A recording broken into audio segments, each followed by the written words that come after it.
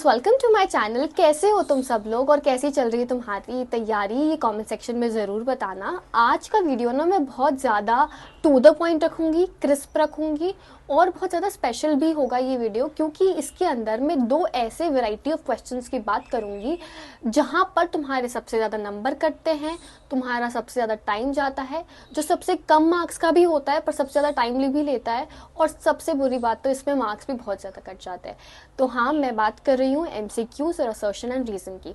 देखो, मैंने ना बचपन से लेकर के बहुत सारे कॉम्पिटिटिव एग्ज़ाम्स दिए हैं और मेरे को काफ़ी हद तक एक्सपीरियंस हो गया है मेरी मिस्टेक्स के थ्रू कि मैं कहाँ पर गलती करती हूँ, क्या ट्रिक है इन क्वेश्चंस को हैंडल करने की। Even when you do not know the answer, कैसे तुम उसको डील कर सकते हो और सही कैलकुलेटेड तुक्का जिसे हम कहते हैं वो भी लगा सकते हो। ठीक है, तो तुक्का लगाना होता है, बहुत बार लाइफ में लगाना पड़ता है, बट थोड़ी सी कैलकुलेशन करके चलोगे ना, थोड़ी रिस्क जो है कैलकुलेटेड लोगे तो तुम्हारा लॉस नहीं होगा। ठीक है, तो चलो स्टार्ट करते हैं। देखो, MCQs में ना सबसे इम्पॉर्टेंट चीज़ ये होती है कि आपको मोस्ट अप्रोप्रिएट आंसर मार्क करना होता है।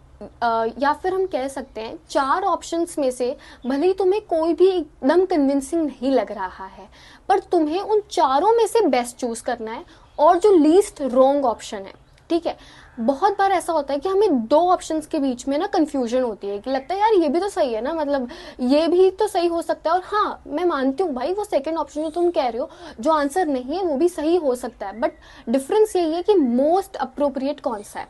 तो तुम्हें ये चीज फॉलो करके चलनी है कि तुम्हें बेस्ट पिक करना है चारों ऑप्शंस में से।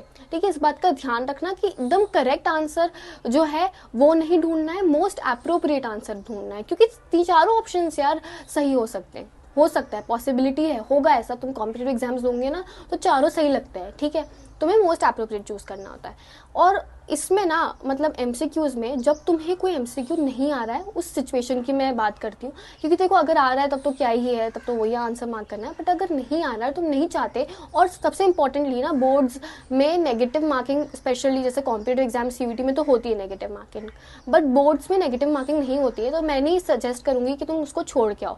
तो तुम्हें क्या करना है, एलिमिनेशन टेक्निक का यूज करना है। तुमने बहुत सुना भी होगा, बट अभी ये सुन लो कि इसे अप्लाई कैसे करना है। ठीक है, देखो, एलिमिनेशन टेक्निक ये कहती है कि भाई तुम जैसे जैसे ऑप्शंस पढ़ो जो तुम्हें कम अप्रोप्रिएट लग रहे हैं उन्हें रिजेक्ट करते जाओ, उन्हें एलिमिनेट करते जाओ। अब किस किस ऑप्शन को एलिमिनेट करना है, देखो कुछ ऑप्शंस में ऐसे वर्ड्स होते हैं जिसमें लिखा होता है ओनली, बेस्ट, या मतलब इसके अलावा और कुछ सही नहीं है, लीडिंग वर्ड्स, एक्सट्रीम वर्ड्स जिसे हम कहते हैं, बेस्ट, ये सारी चीज़ें जो यूज़ होती है ना, मोस्ट, ये ऐसे वर्ड जब यहाँ पर यूज़ होते हैं तो यूजुअली वो ऑप्शंस की प्रोबेबिलिटी कम होती है कि वो सही होंगे। देखो, एक्सट्रीम वर्ड्स वाले ऑप्शन तुम्हें चूज नहीं करने चाहिए, अवॉइड करने चाहिए अनटिल एंड अनलेस बहुत ज़्यादा ऑब्वियस है वो। ठीक है, मतलब कुछ चीज़ें ऐसी होती है जो, जैसे Apple is red, Apple is only red, तो ठीक है ये सही है। तो ऐसी बहुत ऑब्वियस चीज़ों को कंसिडर मत करो। बट हाँ, जब कुछ ऐसे डाइसी क्वेश्चंस होते हैं तब तुम्हें क्या करना है कि एक्सट्रीम जो वर्ड्स लिखे हैं उन ऑप्शंस को तुम एलिमिनेट कर सकते हो। ठीक है, ये थोड़ी ना तुम प्रैक्टिस करोगे ना, जो भी मैं चीज़ें बोल रही हूँ, तो तुम्हें अपने आप समझ में आएगा कि मैं एग्जैक्टली तुम्हें क्या कन्वे करना चाह रही हूँ। अभी तुम सुनोगे तुम्हें लगेगा कि मतलब क्या ही हो रहा है, ये तो मतलब दोनों साइड में बोल रही है। बट देखो, ये प्रैक्टिस से थोड़ा आएगा। जो मैं कह रही हूँ उसे नोट डाउन करो कि एक्सट्रीम ऑप्शंस को तुम्हें एलिमिनेट करना है, पहली चीज़ तो ये।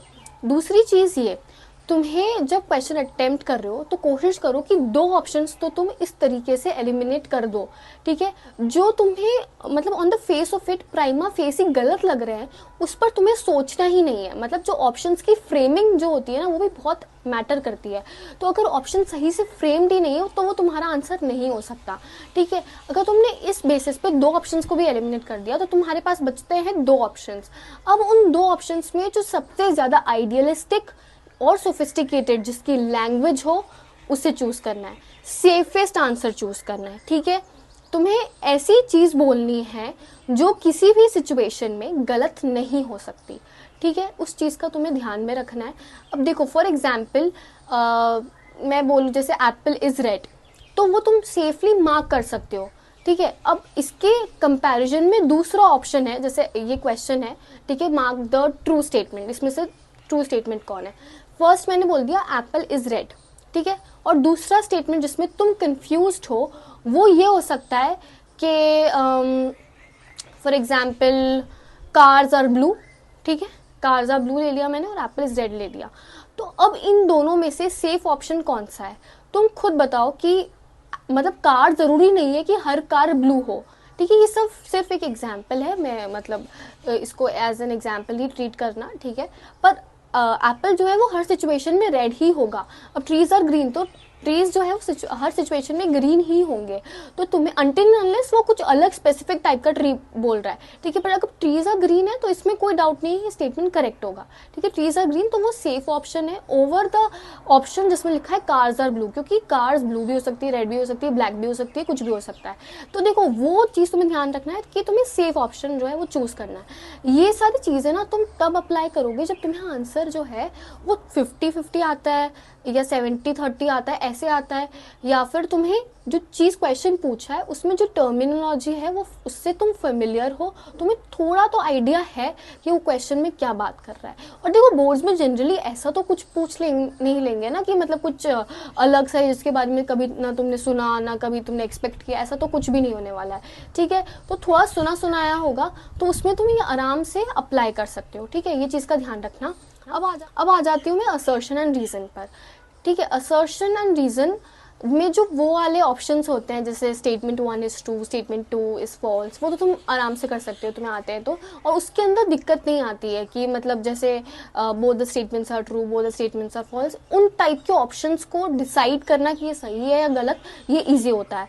पर ये जो तुम्हारे होते हैं ना कि both A and R true but R is the correct explanation of A, ये या फिर R is not the correct explanation of A, तो ये दो ऑप्शंस जो होते हैं इनमें यूजुअली तुम फंसते हो, तुम्हें कंफ्यूजन होती है।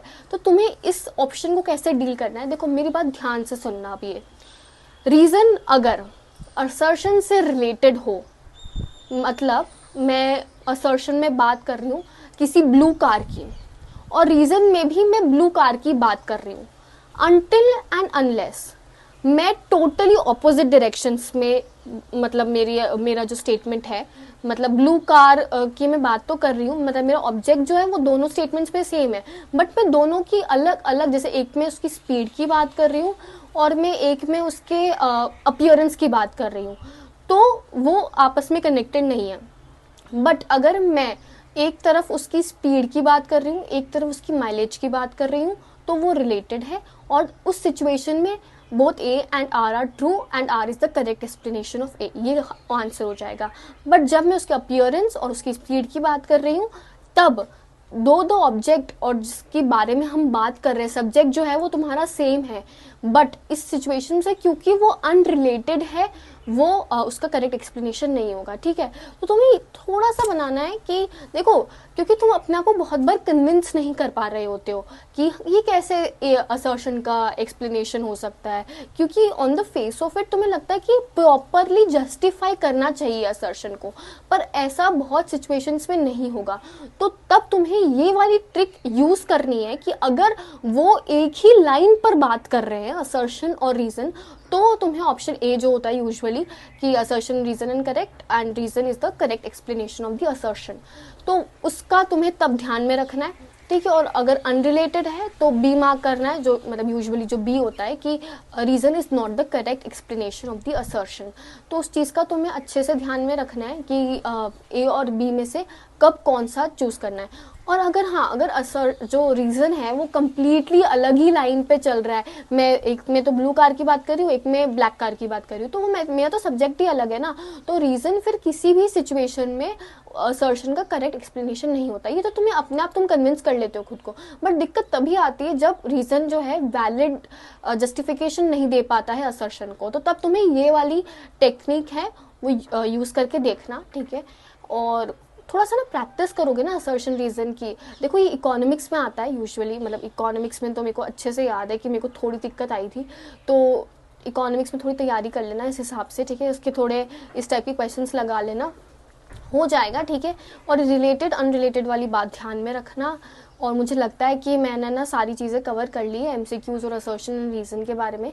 देखो ये सारी चीज़ें ना मेरा ओपिनियन है, मैंने जो एक्सपीरियंस करा है और मैं जिस तरीके से चीज़ों को हैंडल करती हूँ, डील करती हूँ, और जिन चीज़ों ने मेरे मेरे टेस्ट्स में काम किया, मैं वो चीज़ें तुम्हें बता रही हूँ, ठीक है। बहुत सारे एक्सेप्शंस होंगे ना, मतलब सबका एक ही चीज़ को देखने का नज़रिया अलग अलग होता है, ठीक है। तो मतलब हो सकता है कि तुम मेरी बात से अग्री नहीं करो जब तुम क्वेश्चंस करो, बट ये मैंने अपनी जो इनसाइट्स है, जो मैंने एक्सपीरियंस करा और जिसने मुझे जेन्युइनली में हेल्प करा है, मैंने वो सारी टेक्निक्स तुम्हारे साथ शेयर करी है, ठीक है। अगर तुम्हें मतलब लग रहा है कि हाँ मैं थोड़ा सेंस बना रही हूँ, तुम्हें हेल्प हो रही है अपने मतलब पढ़ाई में, तो वीडियो को लाइक करना, चैनल को सब्सक्राइब करना। तो आज के वीडियो के लिए इतना ही। अच्छे से पढ़ाई करते रहो, मिलते हैं नेक्स्ट वीडियो में, बाय बाय।